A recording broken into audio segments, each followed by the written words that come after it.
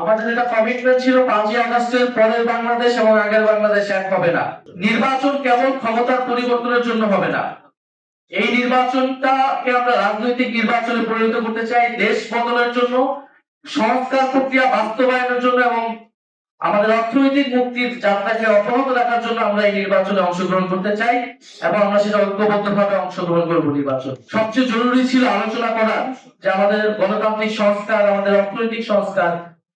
আমরা দেখতে পাচ্ছি যে নানাভাবে সেই প্রশ্নগুলোকে ঢাকা দিয়ে অগুরুত্বপূর্ণ অনেকগুলো বিষয়কে গুরুত্বপূর্ণ করে তোলার চেষ্টা করা হচ্ছে।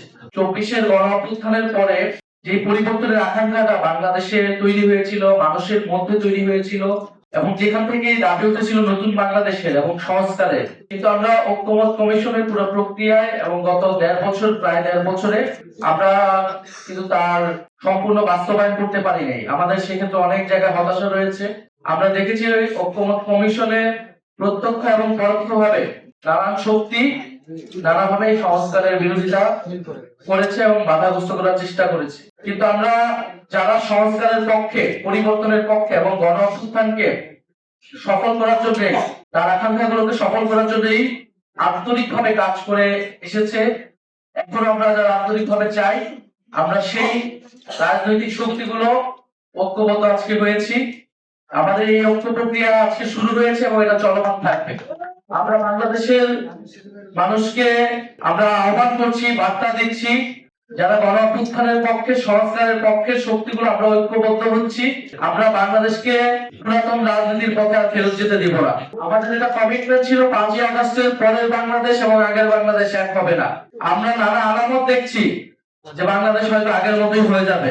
আমরা সেই ধরনের হতাশা এবং ভীতি মানুষের ভিতরে দেখতে পাচ্ছি। আমরা সেই সাহসটা জানাতে আজকে এসেছি। আমরা আমাদের শক্তি সামর্থ্য দিয়ে বাংলাদেশের যে পরিবর্তনের যাত্রা শুরু হয়েছে সেই যাত্রার পথে থাকবো এবং যারা অন্যান্য রাজনৈতিক দল রয়েছে যারা এই পরিবর্তনের পক্ষে কাজ করতে চায়, আমরা তাদেরকে আহ্বান জানাবো এই ঐক্য প্রক্রিয়ায় যুক্ত হতে। এই ঐক্য প্রক্রিয়া চলমান থাকবে। আমরা তিনটি রাজনৈতিক সংগঠন সংস্কারকে সামনে রেখে বাংলাদেশের জাতীয় মর্যাদা এবং অর্থনৈতিক মুক্তির প্রশ্নকে সামনে রেখে আমরা ঐক্যবদ্ধ হয়েছি। আমাদের এই যৌথ প্রক্রিয়া বা এই প্রক্রিয়াকে আমরা নাম দিয়েছি গণতান্ত্রিক সংস্কার জোট। আমরা গণতান্ত্রিক সংস্কার জোট বলছি এই কারণে যে বাংলাদেশে বিগত 16 বছর এই লড়াইটা কিন্তু হয়েছিল গণতন্ত্রের জন্য, গণতন্ত্র প্রতিষ্ঠার জন্য। সেই গণতন্ত্র প্রতিষ্ঠার জন্য সংস্কারের আলাপ খোলা ছিল। ফলে নির্বাচন কেবল ক্ষমতার পরিবর্তনের জন্য হবে না।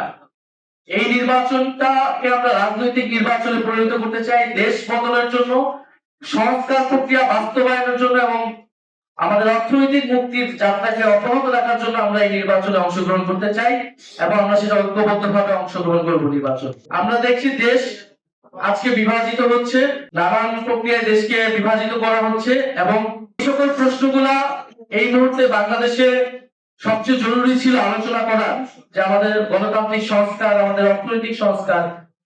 আমরা দেখতে পাচ্ছি যে নানাভাবে সেই প্রশ্নগুলোকে ঢাকা দিয়ে অগুরুত্বপূর্ণ অনেকগুলো বিষয়কে গুরুত্বপূর্ণ করে তোলার চেষ্টা করা হচ্ছে এবং বিভিন্ন দলকে সিটের লোভ দেখিয়ে নানা জোটে নিয়ে যাওয়ার চেষ্টা করা হচ্ছে। আমরা এই সকল যে অফার বিভিন্ন দল থেকে আসছে, আমরা সেগুলোকে সাদরে প্রত্যাখ্যান করি এবং আমরা মনে করি যারা সংস্কারের পক্ষে, বাংলাদেশকে একটি সার্বভৌম এবং মর্যাদাবান রাষ্ট্র করার পক্ষে লড়াই আমরা এতদিন করেছি, আমরা ঐক্যবদ্ধ থাকবো। তাহলে এই জোটটা কেবল নির্বাচনী জোট না, এই জোটটা মূলত রাজনৈতিক জোট।